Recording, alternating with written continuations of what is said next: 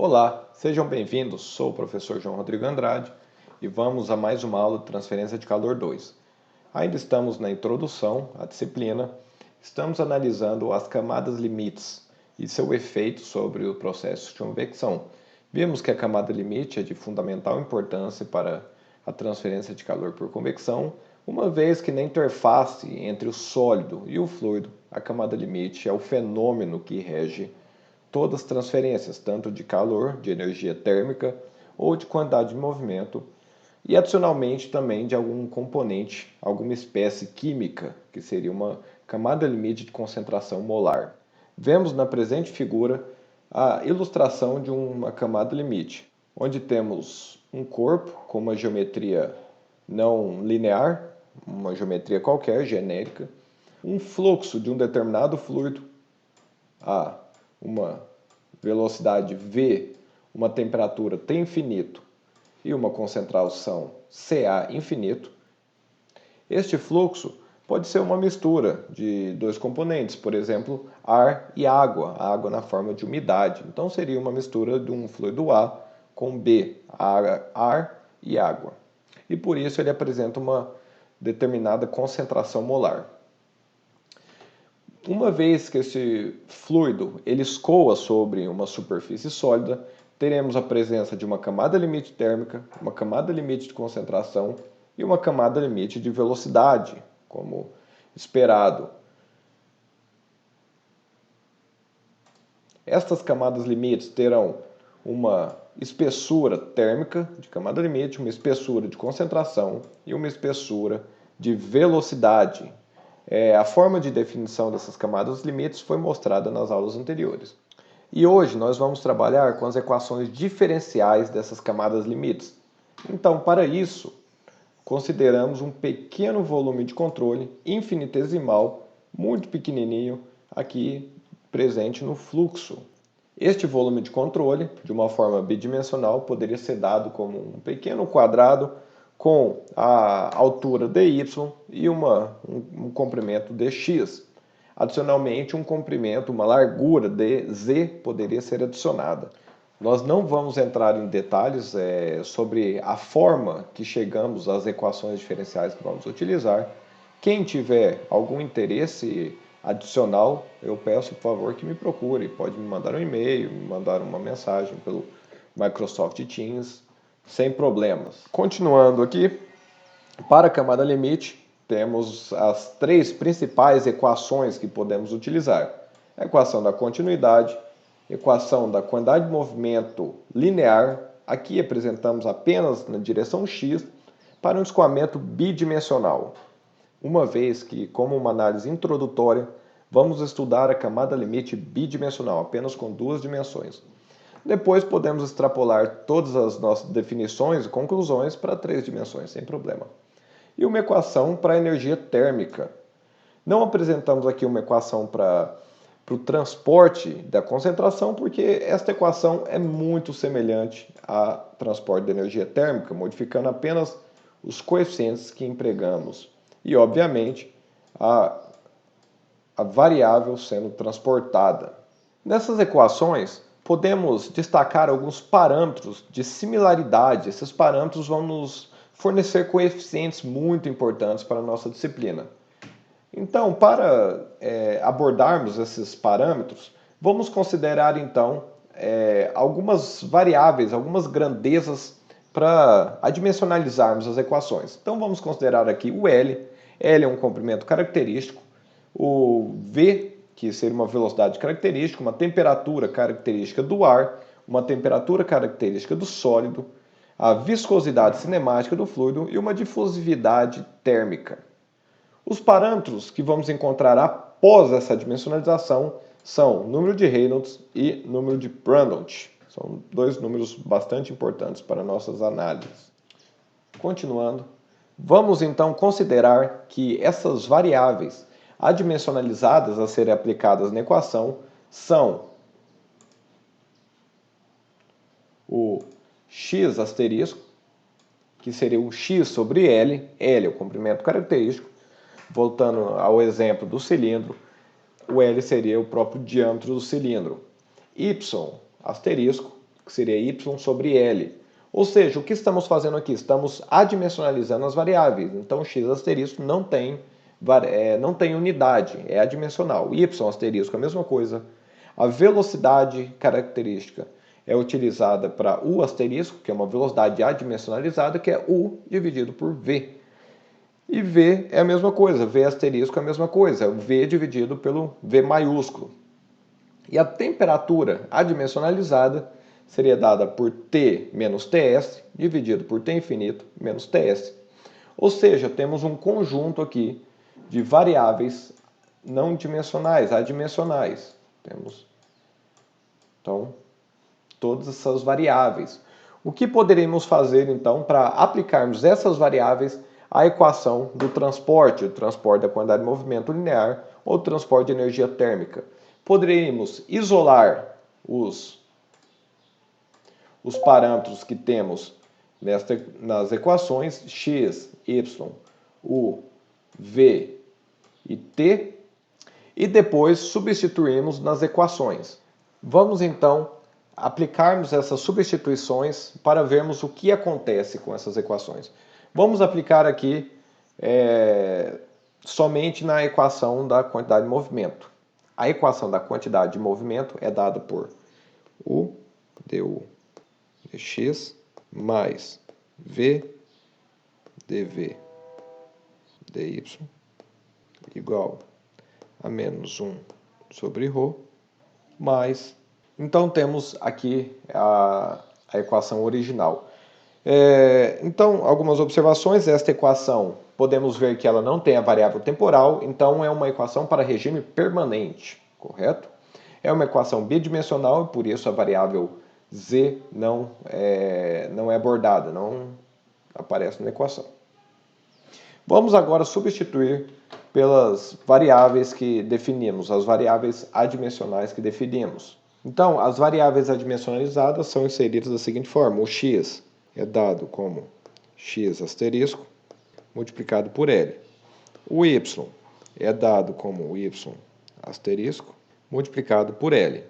O U é dado como U asterisco multiplicado pela velocidade característica. E o V é dado como V asterisco multiplicado pela velocidade característica. Temos aqui estas variáveis e o próximo passo é a substituição na equação original.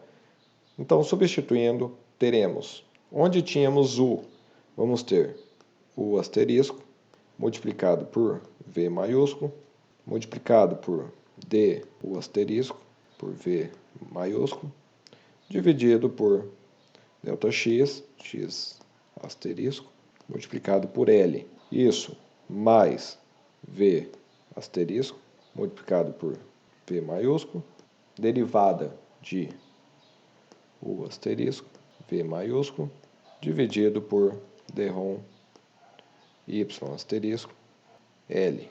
Tudo isso aqui é igual a menos 1 sobre ρ. O coeficiente de pressão vamos também substituir por uma pressão infinita. Então, esse escoamento está sujeito à pressão atmosférica e não tem uma variação expressiva de pressão ao longo do seu escoamento.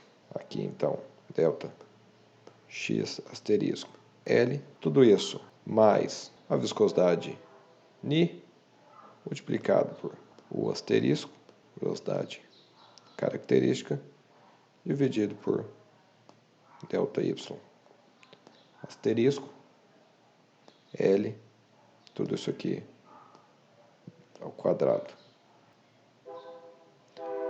Então, temos aqui esta equação.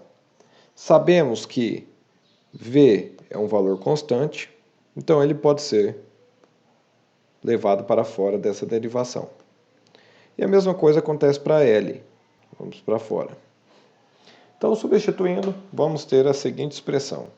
Então, substituindo e organizando, temos os seguintes coeficientes novos na equação. Então, temos aqui V ao quadrado sobre L, temos 1 sobre ρL e temos Ni V sobre L ao quadrado.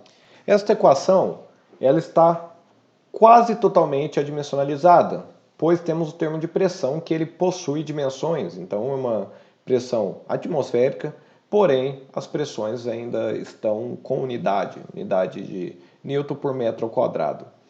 Eu deixei propositalmente para podermos desenvolver uma adimensionalização para esse termo da pressão. Então vamos partir para uma análise adimensional. A pressão ela tem uma unidade de massa específica multiplicado por velocidade ao quadrado. Então, rearranjando, podemos dizer que esta pressão adimensional ela pode ser dada como P asterisco é igual a P dividido por ρ V ao quadrado.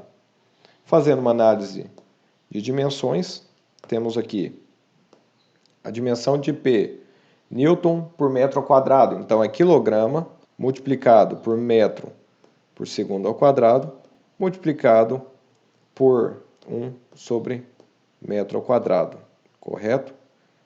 Força sobre área, dividido pela seguinte unidade, ρ, quilograma sobre metro cúbico, multiplicado por metro quadrado sobre segundos ao quadrado.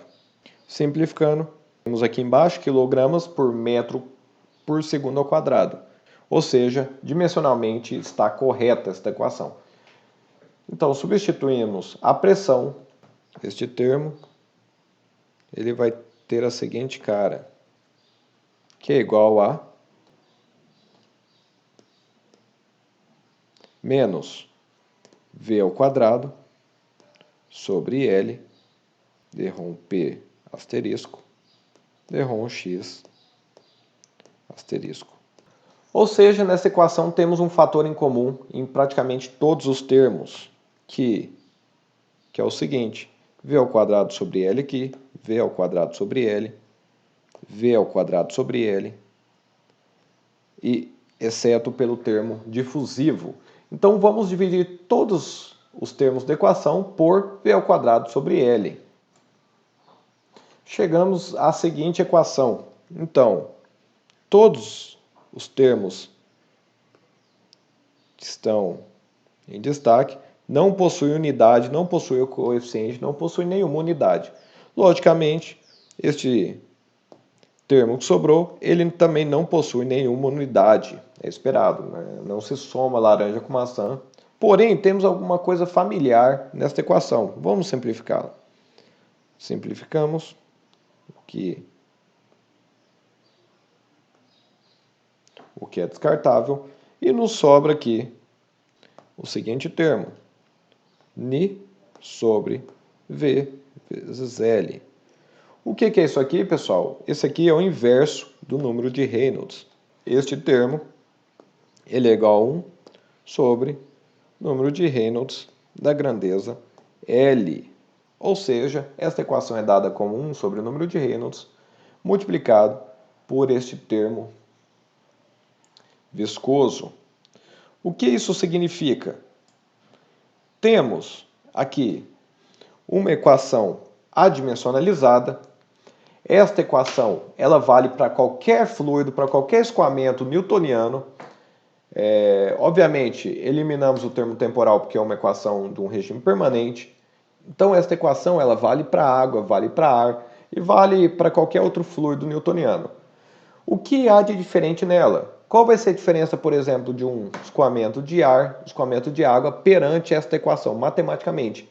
O número de Reynolds, pois temos aqui este parâmetro.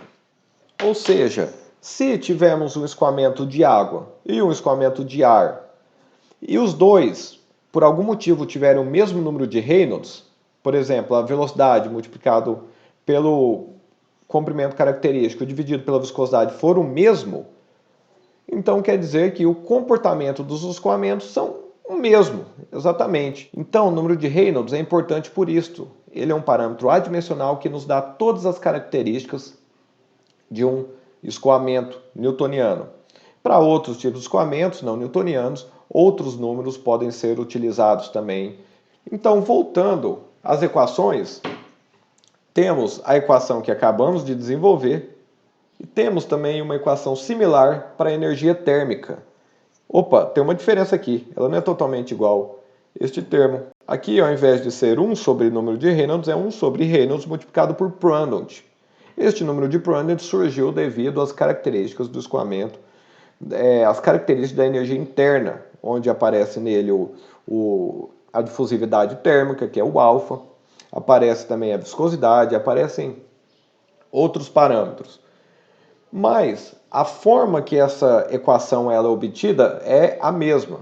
Então, fisicamente, o que representam esses valores, já falamos do número de Reynolds, é a questão das forças inerciais dividido pelas forças viscosas.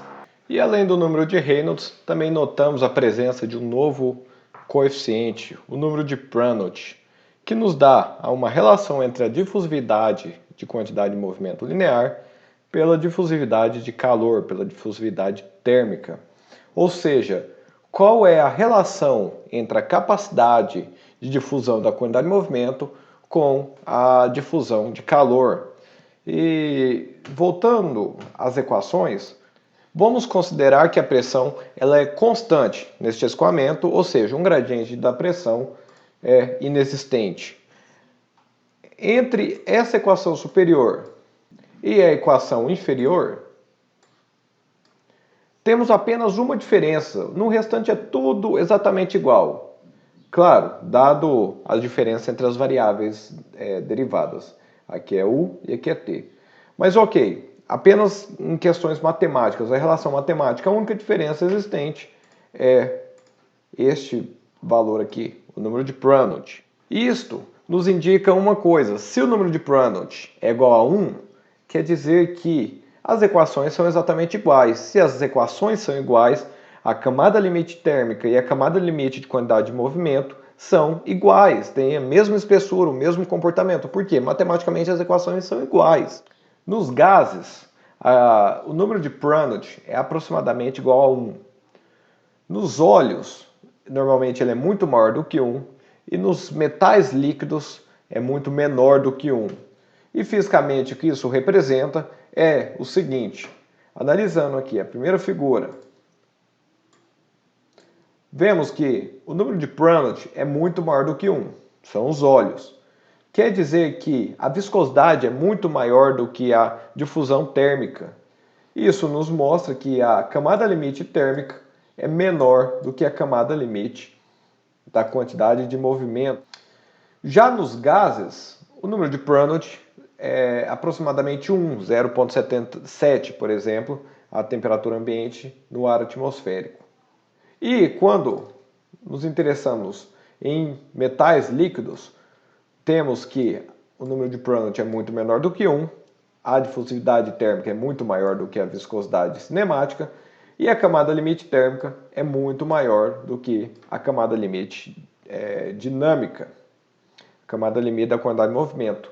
Então, as consequências dessa variação do número de Prandtl é a questão da relação entre as camadas limites térmica e de quantidade de movimento. Agora vamos considerar que em um determinado escoamento, a solução da temperatura, do perfil temperatura adimensional, é dado como uma função da posição, do número de Reynolds, número de Prandtl e desse gradiente de pressão. Então podemos escrever da seguinte forma. Voltando lá atrás, nós vimos que o H foi escrito como menos K do fluido, multiplicado por um gradiente de temperatura na interface entre o líquido e o sólido, dividido por uma diferença de temperatura. Introduzindo a temperatura adimensionalizada e a posição Y adimensionalizado, chegamos na seguinte equação. O H é igual a menos K sobre L, multiplicado por essa relação de temperaturas, multiplicado por um gradiente adimensional, que nos dá a seguinte relação. K sobre L multiplicado por um gradiente adimensional na parede. Então, este é o valor encontrado para o termo H. O H, lembrando, é o coeficiente de convecção. Então o H ele pode ser definido empregando um novo coeficiente adimensional, muito importante na nossa disciplina, que é o número de Nusselt. Então o número de Nusselt ele nos dá uma relação entre H multiplicado por L, que é a capacidade de convecção, dividido por K do fluido, que é a capacidade de difusão térmica, que é o coeficiente de condução no fluido, que é igual ao perfil adimensional de temperatura, derivada do perfil temperatura. Então, conhecemos aqui o número de Nusselt. Logo, o número de Nusselt ele também pode ser dado como uma função local, que é basicamente em função da posição adimensional do número de Reynolds e do número de Prandtl. Lembrando que o número de Nusselt local ele é respectivo ao H local, como vimos anteriormente, coeficiente de convecção local. Temos também o número de Nusselt médio, que é correspondente ao H médio. E também temos um ótimo achado para nossas análises. É que existe uma fórmula comum de se empregar uma relação para o número de Nusselt em função do número de Reynolds e número de Prandtl. Então, esta forma comum ela é bastante empregada. Ela é uma forma matemática que nos auxiliará muito em nossas relações e também nos permite tratar um problema que intrinsecamente local, intrinsecamente diferencial, de uma forma integral. Então o número de Nusselt ele é o H multiplicado por L sobre K, é uma relação entre a transferência de calor por convecção e a transferência de calor por condução. E qual é a grande vantagem da utilização desse número de Nusselt? É o seguinte, voltando nessa equação, uma vez que temos relações empíricas, por exemplo, para o número de Nusselt, ele pode ser determinado apenas conhecendo a geometria do escoamento, o número de Reynolds e o número de Prandtl. Ok, então com essas informações determinamos o número de Nusselt. E uma vez que determinamos o número de Nusselt, graças a essa equação, podemos determinar qual é o H, qual é o coeficiente de convecção do escoamento. Conhecemos normalmente L e o K é conhecido sabendo-se de qual fluido estamos trabalhando. Então, isso nos indica que o H pode ser calculado através do conhecimento do número de Nusselt. Então, o problema de definição do H, do coeficiente de convecção, se torna um problema da definição do número de Nusselt. Então, é neste ponto que o número de Nusselt é muito importante para a gente. Então, pessoal, chegamos ao fim dessa introdução, dessa primeira parte. Nós vemos que alguns parâmetros diferenciais que realmente vêm dos cálculos nos fornecem coeficientes, números, padrões adimensionais que vão nos auxiliar muito nas aplicações da engenharia, como por exemplo o número de Nusselt, o coeficiente de arrasto e o número de Sherwood. Ah, professor, o que é o número de Sherwood? Bem, nós vamos ver ainda com mais detalhes, mas o número de Sherwood é correspondente ao número de Nusselt para concentração molar. Então, tudo o que vimos para temperatura, para transferência de energia térmica, pode ser também visto para transferência de concentração molar, para uma transferência de massa, de espécies, correto? Então, o que é Nusselt para parte térmica é o número de Sherwood para concentração molar. Então, finalizamos esta aula. Muito obrigado por acompanhar e até a próxima. Um grande abraço a todos.